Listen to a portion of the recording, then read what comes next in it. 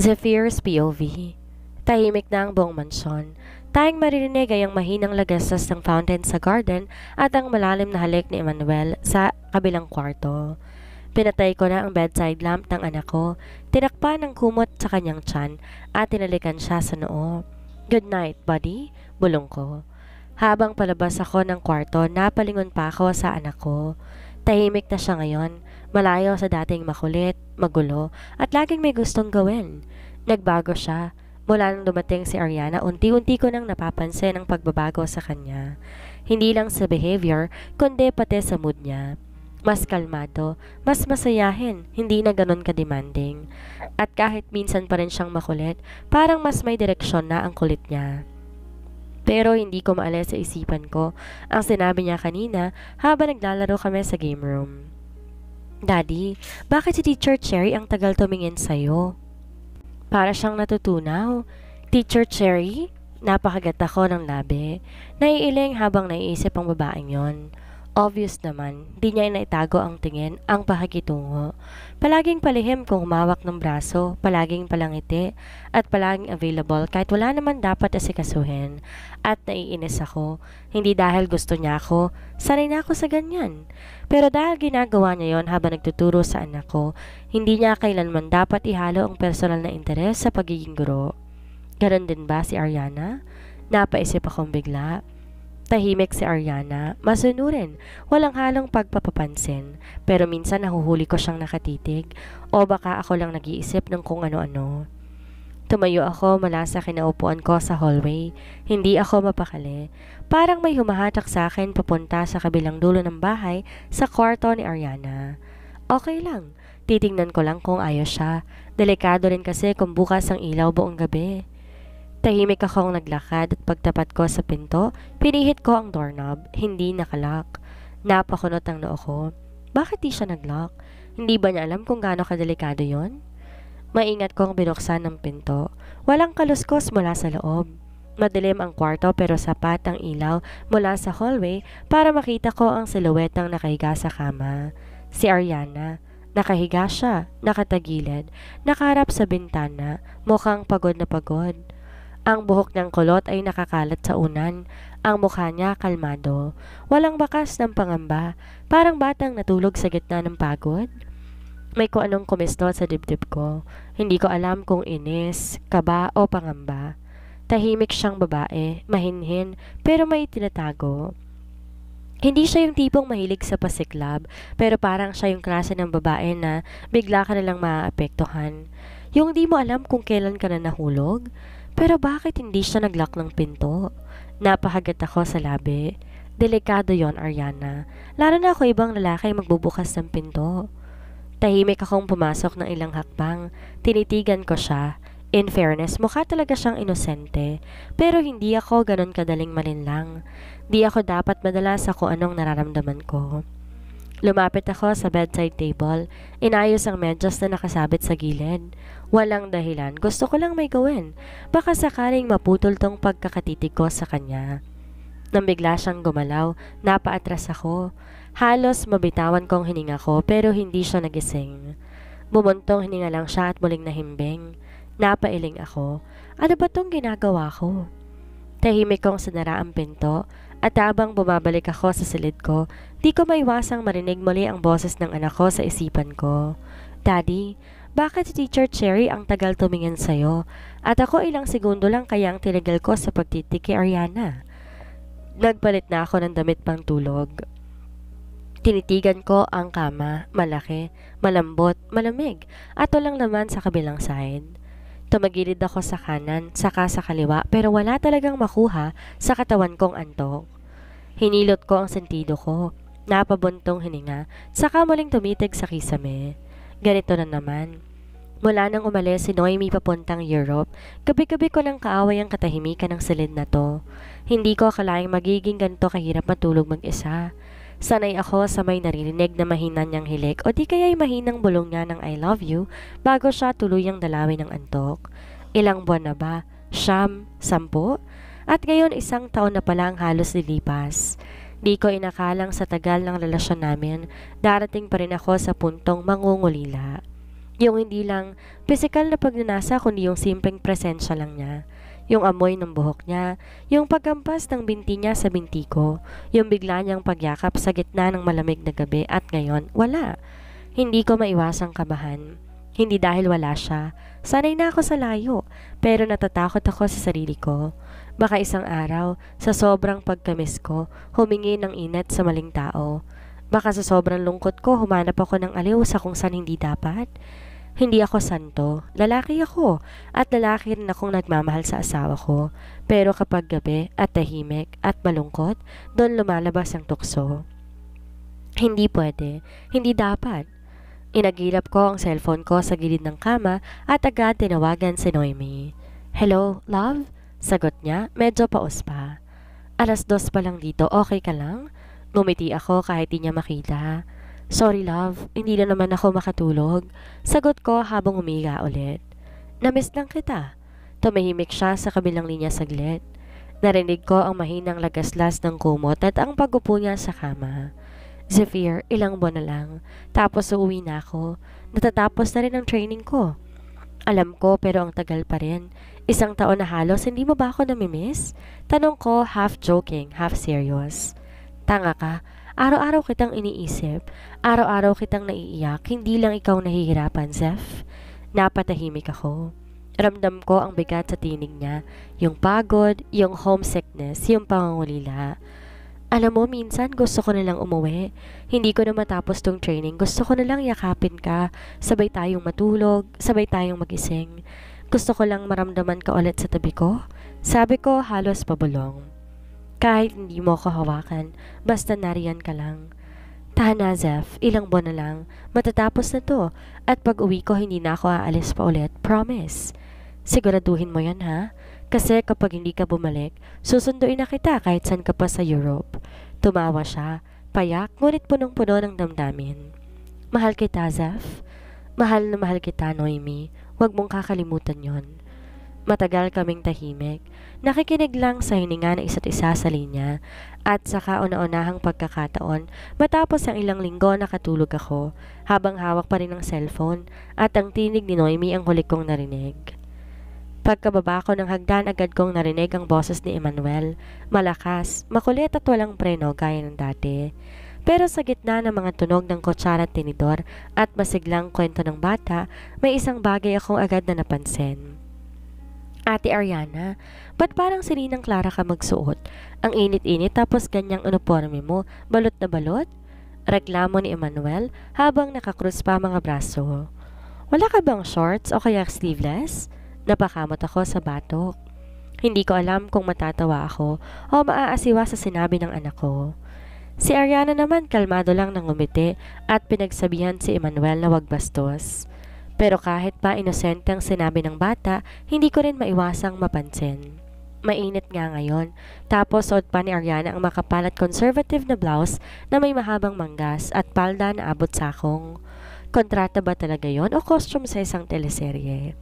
Dahil dito, agad kong kinuha ang cellphone ko at tinawagan si Noemi. Siya naman ang may pakana sa lahat ng yan, mula sa pagkaka-hire kay Ariana hanggang sa style ng uniform nito. Tumugon siya sa ikalawang ring. "Hello, love," sagot niya. Medyo magaan pa ang boses. "Good morning." "Morning din. May tatanong lang ako." "Ano yon?" tanong niya. "Yung uniforme ni Ariana, hindi ba masyadong balot na balot?" Pinapansin na ni Emmanuel. "Hindi ba pwedeng palitan yun ng mas comfortable?" Diretsong tanong ko. Biglang tumahimik sa kabilang linya. Pagkatapos na ilang segundo, narinig ko ang mahinang buntong hininga niya. "Zephyr, kaya nga ganyan ang design ng uniform para maiwasan ng kung ano-ano. Ayokong magkaroon ng issue, lalo na't babae siya at ikaw ang boss sa bahay na yan." Napakunot ang noo ko. "Issue agad? Di naman ako gano'n, Noemi. Hindi lang ikaw ang concern ko. Ikaw nga ang una sa listahan ko. Don't get me wrong, love, pero alam ko naman ang takbo ng isip ng karamihan sa lalaki. At hindi ko sinasabing gagawin mo pero ayoko ng pagkakataon." "Wala akong balak, Noemi. Puro kahinala. Saka hindi mo ba nakita? Nahihirapan siyang kumilos tapos mainit pa. Kawawa rin."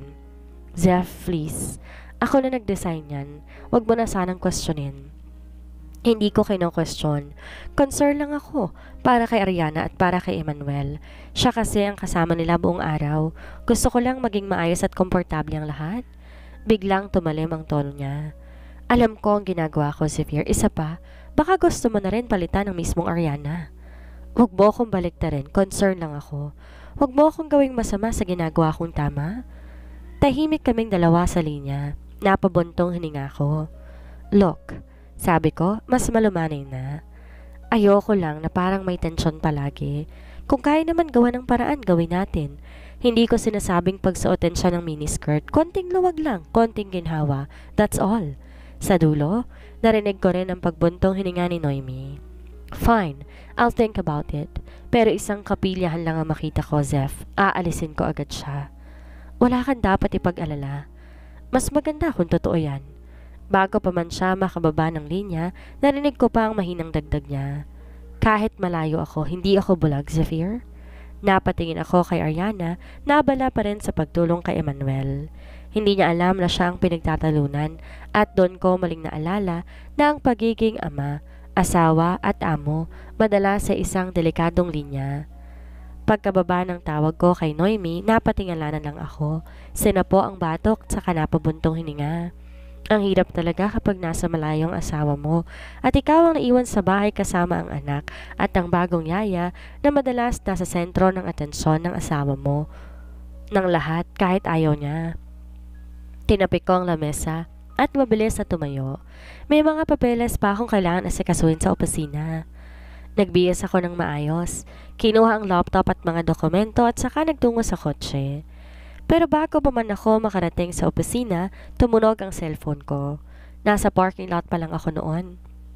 Si Drake ang tumatawag. Matagal ko na rin hindi nakakausap ng maayos ang taong to. Isa sa mga matalik kong kaibigan. In-answer ko agad. Bro, masiglang bati niya sa kabilang linya. Kamusta ka dyan? Busy ka ba ngayon? Medyo, papunta na ako sa opisina. Bakit? Wala lang. Naisipan ko lang dumalaw dyan sa inyo. Bumisita kay bunso mo, si Emmanuel. Miss na raw niya ako eh. Napangisi ako. Oo nga, ilang araw ka nang di dumadaan dito. Ewan ko ba kung paano naging close kayo nung anak ko. Well, mahilig lang talaga sa matalino at pogi ang anak mo. Sabay tawa. Umiling ako. Sige, sabihin mo lang anong oras ka darating. Mga after lunch siguro. May sasama rin pala akong bata, si Bella.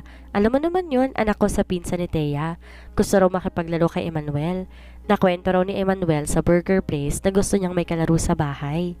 Napakunot ang noo ko, bahagyang nagulat. Nagkita na ba sila ni Ariana? Oo, siya raw yung bagong yaya ni Emmanuel. Cute pero parang tahimik, mukhang matinong babae. Bago pa lang, medyo madaming adjustments. Well, siguro masasanay din yan. At kung ganon baka mas okay nga na dumalaw kami mamaya. Para na rin masanay si Emmanuel na may ibang batang kalaro, hindi lang puro screen time.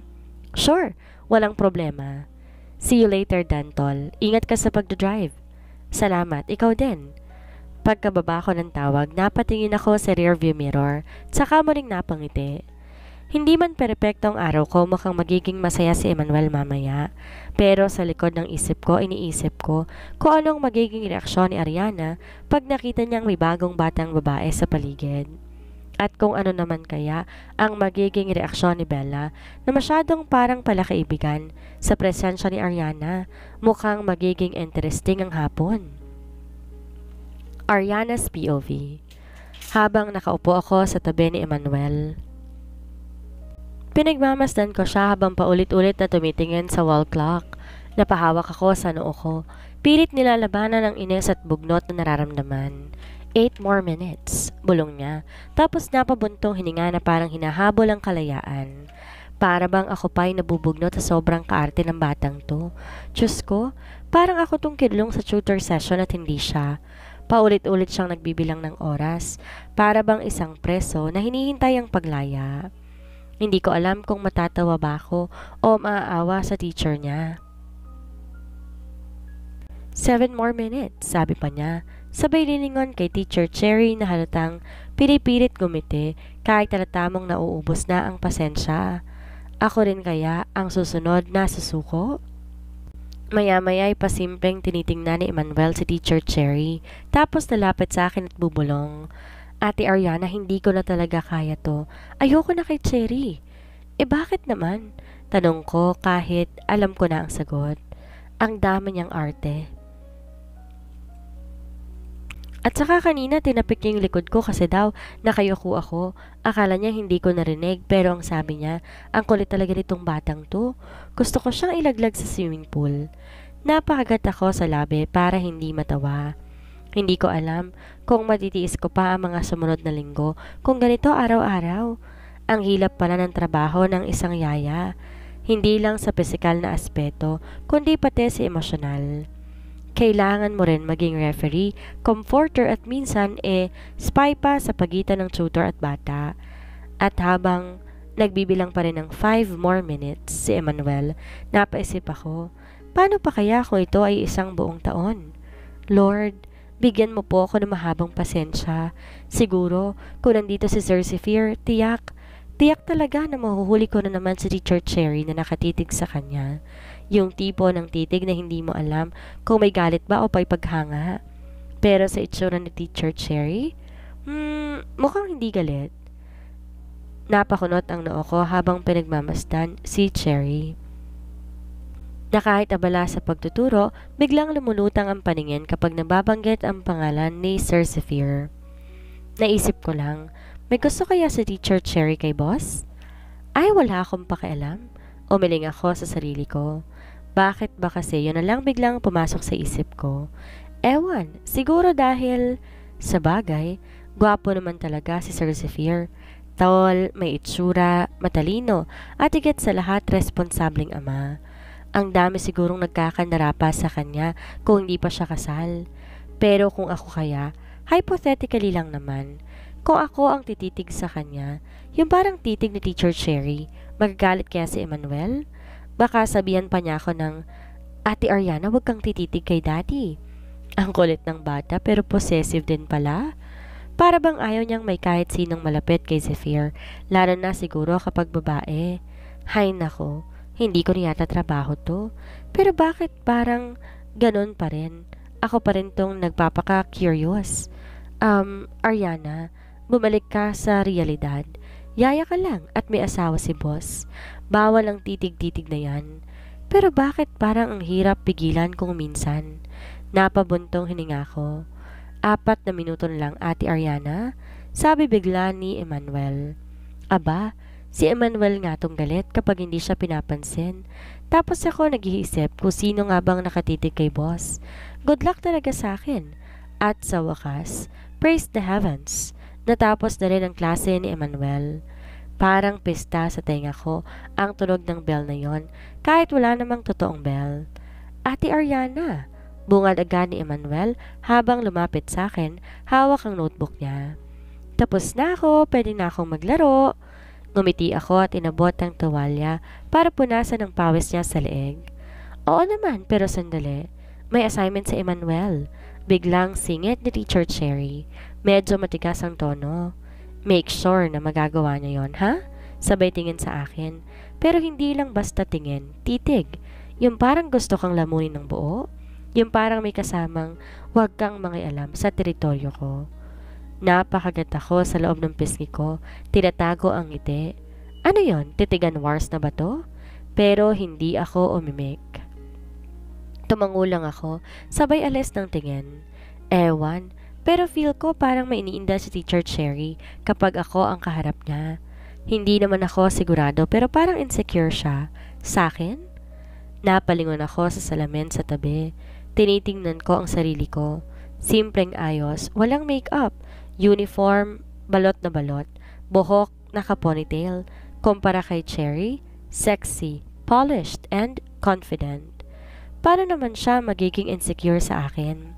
Ako nga tong minsan ang tinawag ni Sir Zephyr na ugly nanny. Oo, masakit pa rin yon.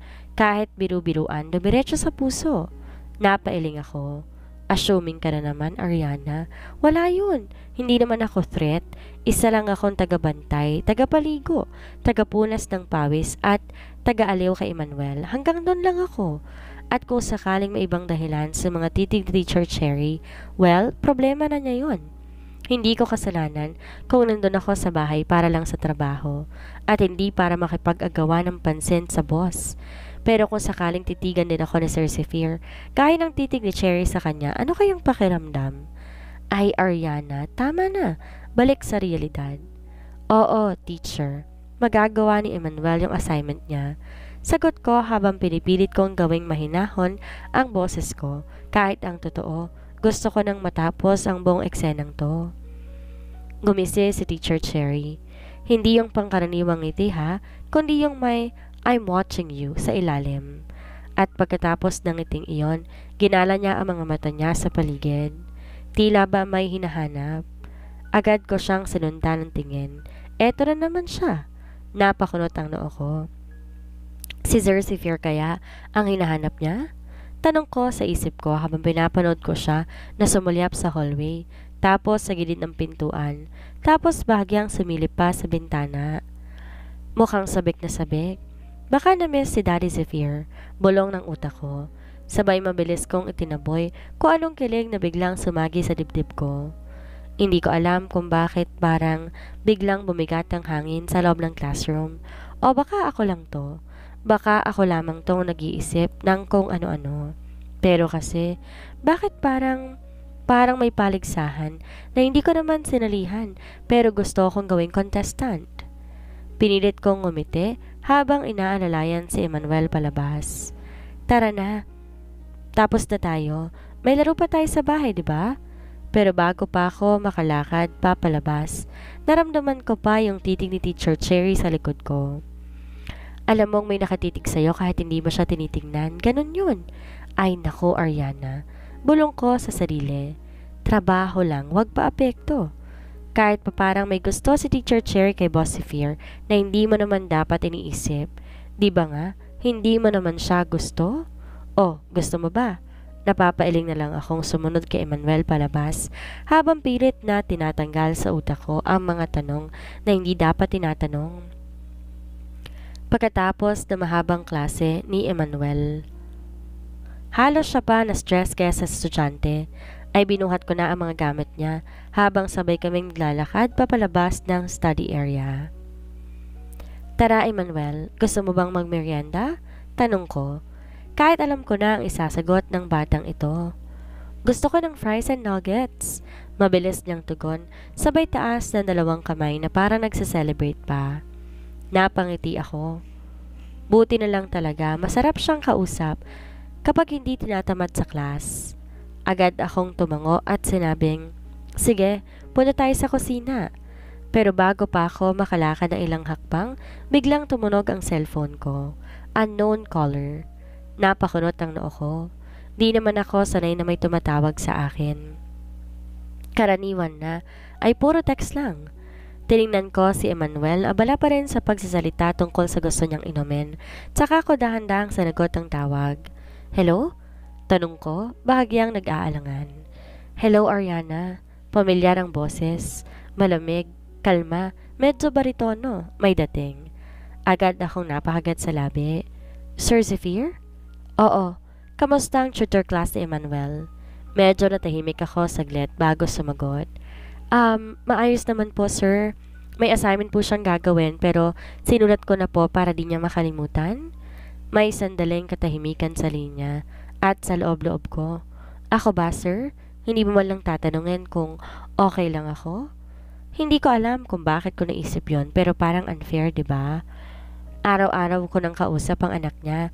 Inaasikaso ko mula umaga hanggang gabi pero parang invisible ako sa paningin niya unless may kinalaman kay Emmanuel. Ariana, tawag niya sa pangalan ko. Medyo nagulat ako nang marinig ko ulit ang boses niya. Parang may ibang lambing. Yes po? Dadaan si Tito Drake ni Emmanuel mamaya. Uwi ako na maaga kaya baka abutin niya kayo. Pakibantayan si Emmanuel habang naglalaro sila ni Bella. Bella, yung anak ni Tito Drake, yung bata sa park na mukhang future heartbreaker din. Napangiti ako ng bahagya habang tumango kahit hindi niya kita. Sige po, sir, walang problema. Salamat, Ariana. Ingatan mo si Emmanuel, ha? Palagi po, sagot ko. Naputol ang tawag, pero naiwan akong nakatayo doon at parang napako sa kinitatayuan. Hindi ko may paliwanag, pero para akong pinakikinggan at sabay hindi pinakikinggan. Napatingin ako kay Emmanuel na ngayon ay humila-hila sa laylayan ng suot ko. Tara na, gutom na ako. Napabuntong hininga ako at gumiti. Oo na. Fries at nuggets coming up. Pero kahit habang naglalakad ako papunta sa kusina, hindi mawala sa isip ko ang boses ni Zephyr sa tawag na yon. Simple lang ang usapan, pero bakit parang ang bigat sa dibdib? Siguro dahil hindi siya nagtatanong kung okay lang ako, o baka dahil umaasa akong balang araw gagawin niya yon.